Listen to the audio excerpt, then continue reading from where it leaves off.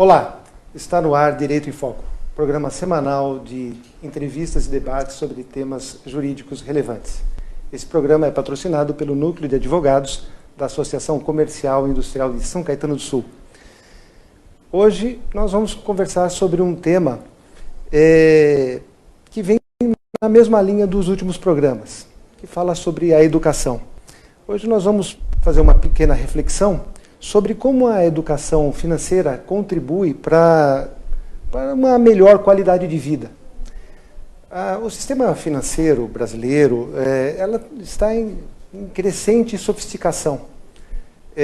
Produtos novos a cada ano.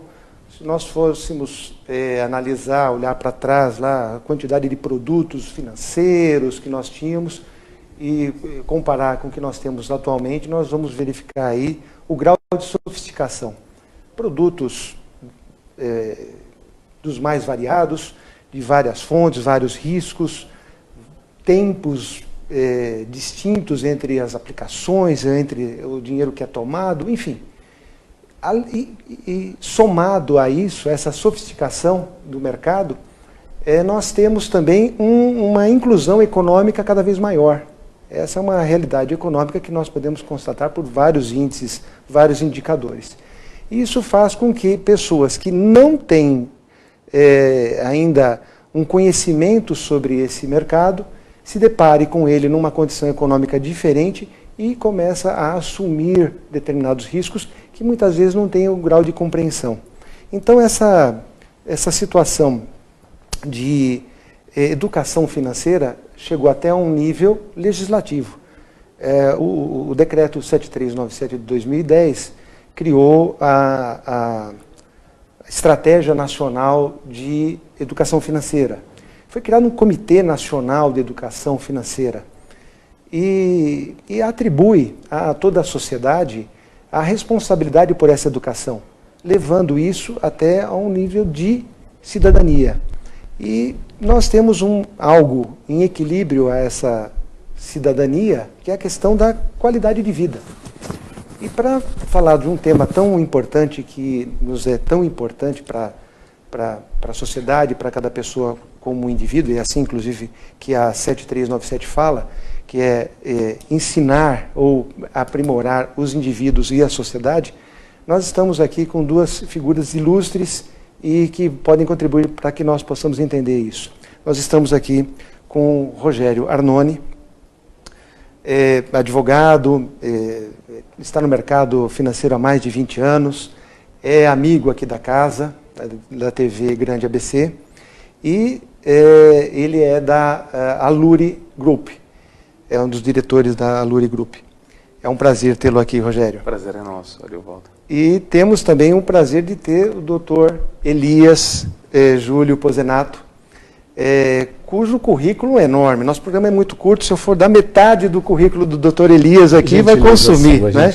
Mas foi professor e coordenador do curso de Economia na Fundação Santo André, foi professor e coordenador da Faculdade São Judas Tadeu na área de administração. E, dentre outras qualificações, uma que me chamou a atenção foi, tem o domínio de 9 línguas, isso me chamou muita atenção. Nem vou pedir para o senhor elencar aqui, mas isso me chamou. Eu mal consigo falar a língua portuguesa e o senhor tem conhecimento sobre 9 línguas. Então é um prazer tê-lo aqui também. O senhor também é um dos diretores da Aluri Educação e pode nos ajudar. Então, abro a vocês dois, amigos aqui da TV Grande ABC, para que possam nos orientar aqui o que seria a educação financeira, que o Banco Central tem essa preocupação, vários órgãos, não é? CVM, SUSEP, Ministério da Fazenda, Ministério da Previdência Social, Ministério da Justiça, todos compõem esse grande comitê, mas o que a sociedade pode nos auxiliar para isso, para essa educação financeira e principalmente com esse viés de qualidade de vida. Por favor, doutor Elias. Em primeiro lugar, eu quero agradecer o ilustre convite, é um prazer imenso estarmos aqui representando a Aluri Educação. Agradeço ao Rogério, quem muito gentilmente me acompanha.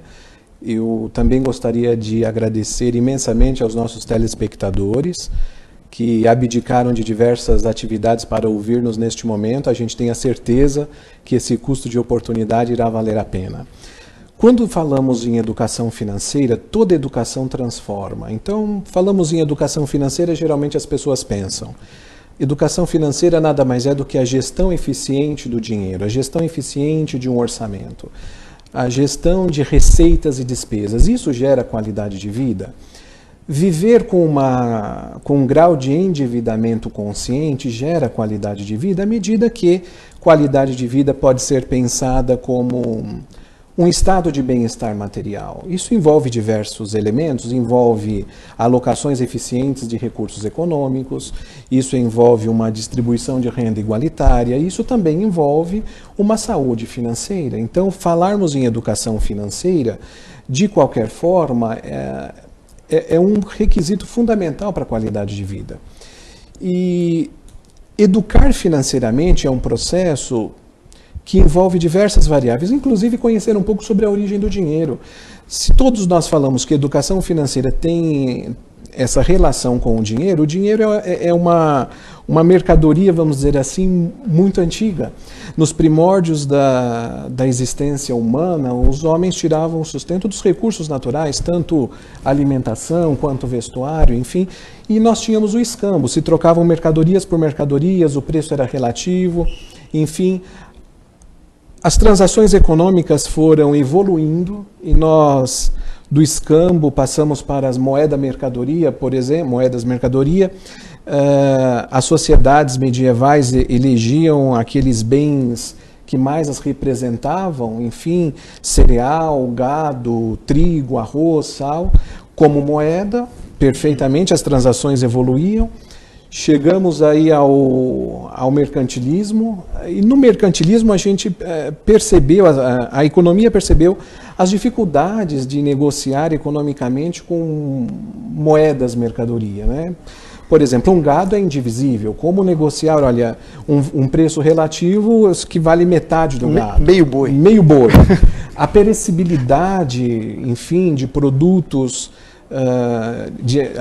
de alimentos também era um fator fundamental. E aí nós tivemos no mercantilismo a era do metalismo, né? Que evoluiu desde o cobre, o bronze até o ouro e a prata, e começaram a cunhagem de moedas metálicas. E é interessante verificar que a evolução do sistema monetário fez com que surgisse, mais ou menos na metade desse período mercantilista, que vai de 1450 a 1750,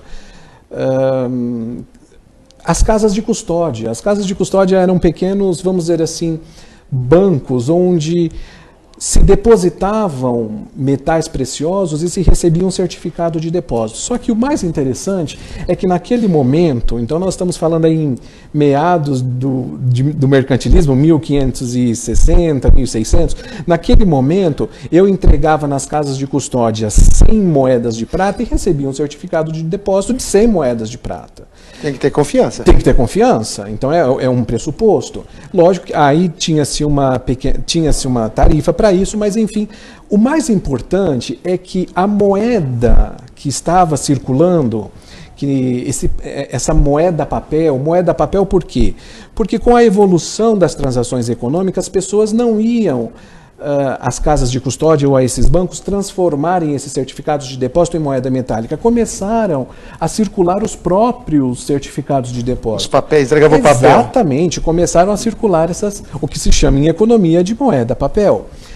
E o sistema funcionava, todo mundo tinha ali que tipo de consumo? Um consumo essencial, um consumo consciente, porque não se tinha aquela ilusão que havia na economia mais moeda do que o próprio PIB produzido. Então, se nós somarmos toda a riqueza de um país, o produto interno bruto, nós temos o nominal, que inclui variações de preço, e o real, que tem, na verdade, a extração desses preços, né, em termos de produção. Então, naquele momento, se tinha a real sensação de que a moeda da economia era exatamente a necessária para comprar os bens e serviços produzidos. As pessoas tinham o consumo essencial, o consumo de subsistência. A conta batia, né? A conta batia. O dinheiro que eu tenho é suficiente para esses bens, e esses bens cabem no dinheiro que está na Perfeitamente. Só que aí alguns bancos tiveram a ideia, porque perceberam que nem todas as pessoas iam às casas de custódia descontar os certificados de depósito ao mesmo tempo. Então eles tiveram uma ideia de emitirem mais certificados de depósito do que as moedas que eram entregues. Então era uma moeda, como nós chamamos, sem lastro.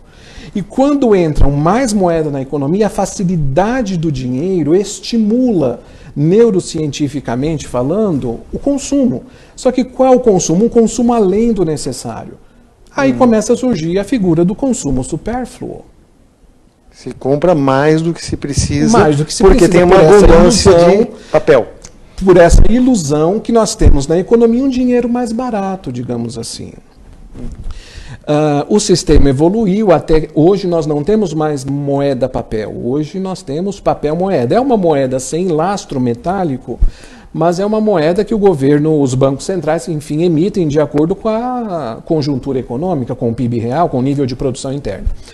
Qual é a grande questão em relação a isso? É a percepção. Porque o dinheiro é uma função direta da percepção. Se nós temos necessidades, por que trabalhamos?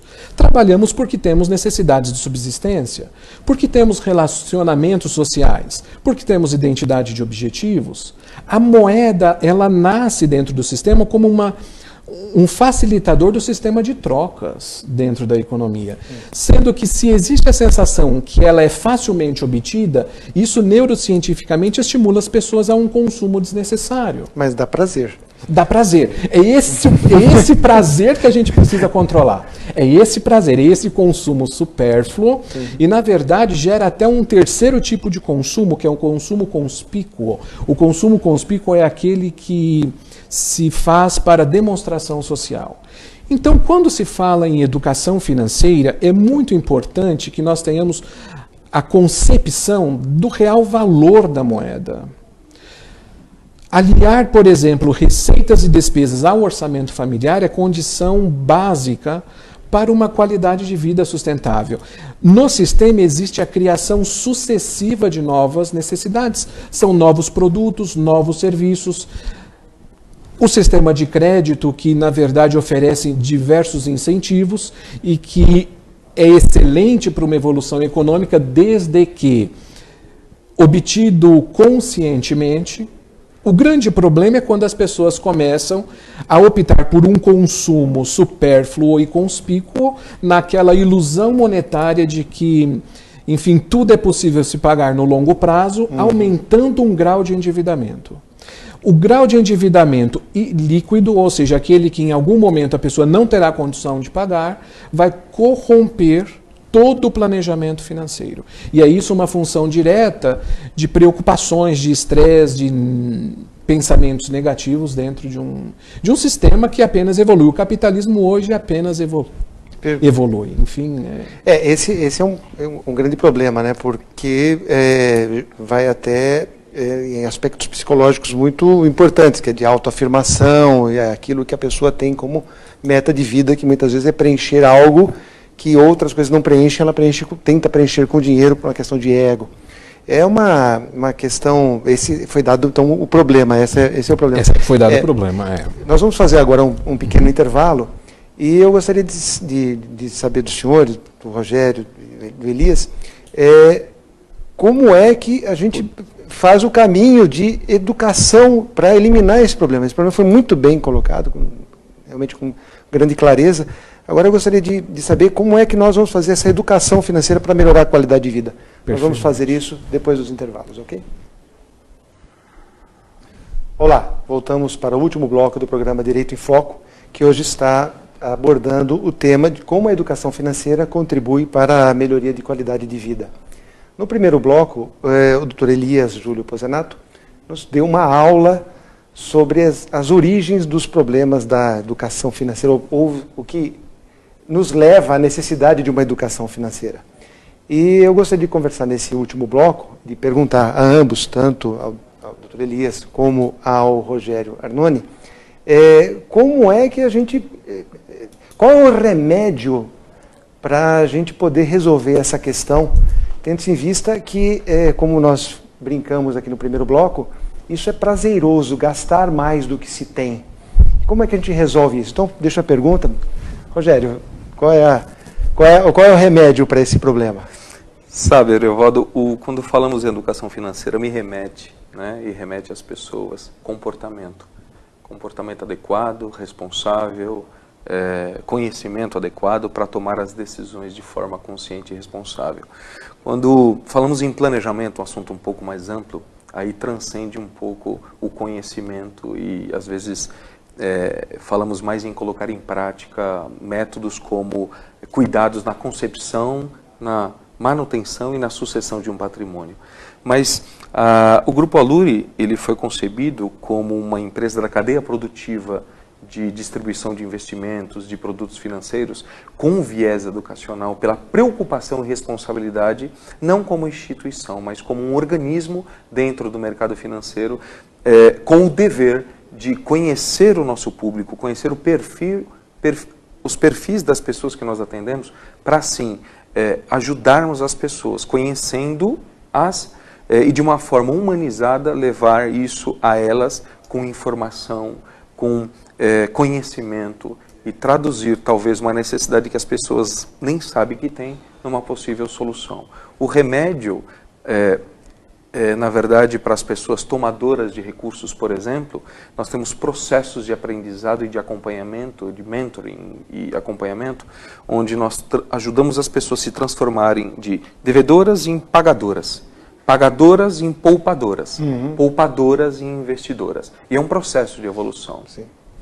E nesse sentido, o que se pergunta é, com a educação financeira, se já existe um grau de endividamento, o que podemos fazer para alterar? Tudo é uma questão de mudança de percepção.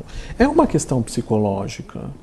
Porque muitas vezes a pessoa está dentro de um ciclo vicioso de pensamento negativo. E muitas vezes ela não vê a solução. Ela não vê solução, ela está dentro de um ambiente em que a dívida gera uma outra dívida que se renegocia e parece que é um efeito multiplicador e isso não se resolve. É muito importante destacar que o cérebro tem um processo de aprendizagem. Um psicólogo educacional nos Estados Unidos, em 1956, criou a taxonomia de Bloom. Ele chamava Benjamin Bloom. E ele colocou que o cérebro, para aprender uma nova percepção, para ter uma nova ideia, ele precisa reconhecer, compreender, aplicar, analisar, avaliar e criar. Então, esse é o processo de aprendizagem. É dessa forma que você tira pessoas que estão envoltas num ambiente negativo, de endividamento, para a situação que o Rogério muito brilhantemente colocou, que são as soluções que a Aluri Educacional e o grupo se preocupa. Mas é um grande desafio, né? Um grande desafio. Porque a pessoa, quando está endividada, ela tem uma dificuldade de percepção de onde ela está, de como ela está. Às vezes, um profissional do direito, da economia e tal, tem que ajudar a posicioná-lo, não é isso? Sem dúvida. Falando institucionalmente, que políticas são mais sustentáveis para esse tipo de questão? Não adianta, por exemplo, chegarmos para um devedor e falarmos sobre investimento. É uma questão psicológica. Nós temos que, primeiro, como brilhantemente foi colocado, transformar esse devedor em pagador. Ele vai, como qualidade de vida, ele vai sair, ele vai interromper esse ciclo de pensamento negativo, esse ciclo vicioso de endividamento. De pagador a poupador. E de poupador a investidor. Então, é muito simples a pessoa entender, se ele já está no estágio de acumulação, o processo de investimento. Então, o que é uma educação financeira? A educação financeira são todos os métodos que transformam pessoas devedoras em pagadoras, pagadoras em acumuladoras ou poupadoras e poupadoras em investidores. Mudar esse ciclo vicioso de um pensamento negativo. Hoje se fala muito no poder positivo do pensamento otimista. A Universidade de Harvard fez uma pesquisa sobre como o pensamento positivo, o poder do pensamento positivo transforma. Precisamos acreditar, e não importa se o orçamento está equilibrado. Se está equilibrado, uma questão muito simples, orçamento doméstico, despesas e receitas. Se não está equilibrado, é acreditar que podemos mudar. É acreditar que podemos sair de um primeiro ciclo de devedores para pagadores.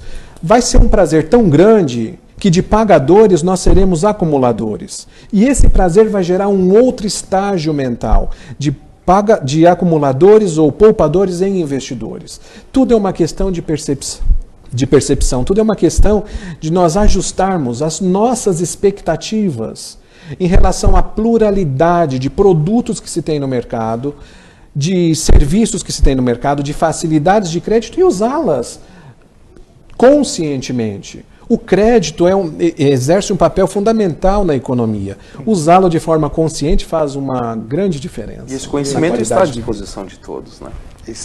É cada vez mais acessível. Sem dúvida nenhuma. Realmente é extremamente importante que as pessoas se atentem a isso, até para sair daquele estágio mental de não tem solução, está difícil, não tem como sair. E, lamentavelmente, o que nós não podemos mudar é o nosso tempo de programa. Sim. Já falei com a direção do programa, que o nosso programa é muito curto, principalmente quando temos o nível de entrevistados, como temos hoje aqui, o Dr. Elias Júlio Pazanato e o Rogério Arnone. Lamentavelmente temos que encerrar o nosso programa, mas só tenho a agradecer, né, a presença, né, de vocês dois. Deram uma aula, hoje não foi nem uma entrevista, foi uma aula aqui sobre economia, sobre motivação, mas não aquela motivação vazia, uma motivação fundamentada, não só em empresas sérias, né, como a Aluri, como outras empresas que estão levando a sério essa questão da educação financeira, né? Temos mecanismos, existem até mesmo do Banco Central, sites ou links próprios para esse tipo de educação. Quando eu conversei com o Rogério, vou confessar aqui uma conversa nossa há alguns tempos atrás, que falou de todo o grupo, né, que ele presidia, que ele ele é um dos diretores, e ele falando da Aluri Educação, os olhos brilharam, essa é a menina dos meus olhos. Eu acho que todo empresário sério tem que realmente dar toda a ênfase e toda a energia para a educação. Não só para os empresários, como para a sociedade, para o nosso futuro. E o Brasil está vivendo agora uma grande expectativa de futuro e vamos optar pela educação. Então, muitíssimo obrigado. Nós que agradecemos. Estamos honrados com a presença de vocês. Muito obrigado. E o Direito em Foco, não Dinheiro em Foco, o Direito em Foco volta na próxima semana nesse mesmo horário. Muito obrigado e até lá.